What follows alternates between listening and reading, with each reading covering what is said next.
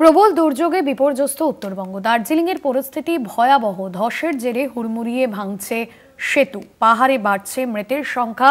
একাধিক রাস্তায় ধস নেমে যোগাযোগ ব্যবস্থা কার্যত বিচ্ছিন্ন হয়ে গিয়েছে। সিকিম এবং কালিম্পংয়ে যোগাযোগ সম্পূর্ণরূপে বিচ্ছিন্ন হয়েছে। বহু পর্যটক আটকে পড়েছেন, উদ্ধার কাজ চলছে।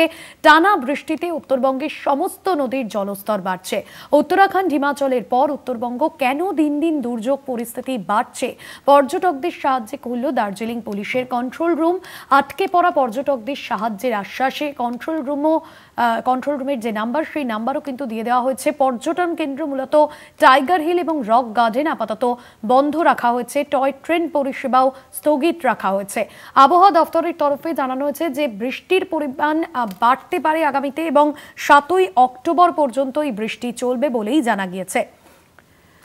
দার্জিলিংয়ে ভয়াবহ পরিস্থিতি তৈরি হয়েছে। ধসের জেরে হুড়মুড়িয়ে পড়েছে সাধারণ মানুষজন, তারা কিন্তু বিপর্যস্ত হয়ে পড়েছেন এবং বহু জায়গায় পর্যটকরা আটকে রয়েছেন। পর্যটকদের সাহায্যে দার্জিলিং পুলিশের কন্ট্রোল রুম খোলা হয়েছে। আটকে পড়া পর্যটকদের সাহায্যের আশ্বাস এবং কন্ট্রোল রুমের নম্বরও দিয়ে দেওয়া হয়েছে।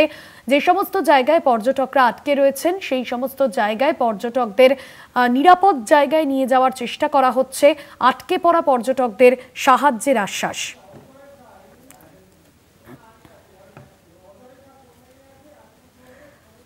আলিপুরদুয়ার থেকে রয়েছেন আমাদের প্রতিনিধি, ফোন লাইনে রয়েছেন অজয় শাহ। অজয়, এই মুহূর্তে আলিপুরদুয়ারে কি পরিস্থিতি? কারণ যেভাবে ভয়াবহ পরিস্থিতি এখনো পর্যন্ত তৈরি হয়েছে, আগামীতে পরিস্থিতি কোন জায়গায় যেতে পারে?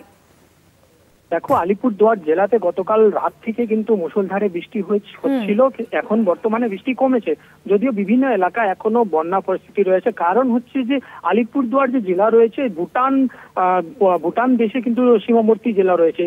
ভুটান পাহাড়ে কিন্তু অবিরাম বৃষ্টিপাত হলেই ভুটান পাহাড় থেকে আগত যে নদীগুলো রয়েছে, তোরসা, বাসরা, কালজনি, এই সমস্ত নদী ফুলে ফেঁপে ওঠে।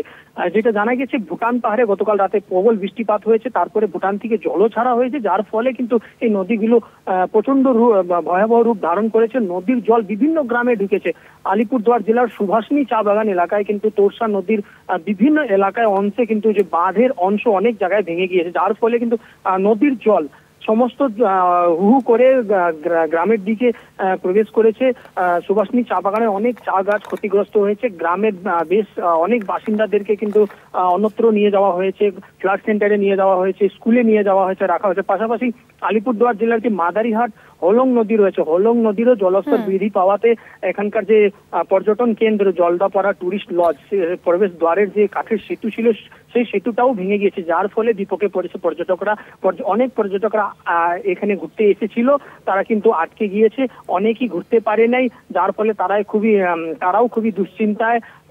কুল মিলায় কিন্তু পরিস্থিতিটা খুবই ভয়াবহ। উত্তরবঙ্গের বাসীর কিন্তু এখনো আতঙ্ক রয়েছে, কেননা যখন তখন আবার বৃষ্টি হতে পারে, আবার বিভিন্ন এলাকায় এই অন্য এলাকাতেও বন্যা হতে পারে। সেই জন্য বাসিন্দাদের মধ্যেও কিন্তু যথেষ্ট আতঙ্ক দেখা যাচ্ছে। প্রশাসনের তরফে ইতিমধ্যে কিন্তু একাধিক উদ্যোগ নেওয়া হয়েছে, যে সমস্ত এলাকায় বাসিন্দারা আটকে ছিল তাদেরকে উদ্ধার করা হয়েছে। পাশাপাশি এই জলদাপাড়া টুরিস্ট লজে যে বাসিন্দারা আটকে রয়েছে তাদেরকেও উদ্ধার করার জন্য, যেটা আমরা বন দপ্তরের সূত্রে জানতে পেরেছি, যে কুমকি হাতি নিয়ে আসা হবে আর তাদেরকে উদ্ধার করে অন্য জায়গায় নিয়ে যাওয়া হবে। ধন্যবাদ জানাবো অজয়। অজয় শাহ ছিলেন আমাদের প্রতিনিধি ফোন লাইনে। এখনো পর্যন্ত উত্তরবঙ্গের ভয়াবহ পরিস্থিতি তৈরি হয়েছে এবং আগামী 7ই অক্টোবর পর্যন্ত এই বৃষ্টি চলবে এবং সেখানে পরিস্থিতি অত্যন্ত দুর্যোগপূর্ণ হতে পারে বলে কিন্তু আগে থেকে আশঙ্কা করা হচ্ছে।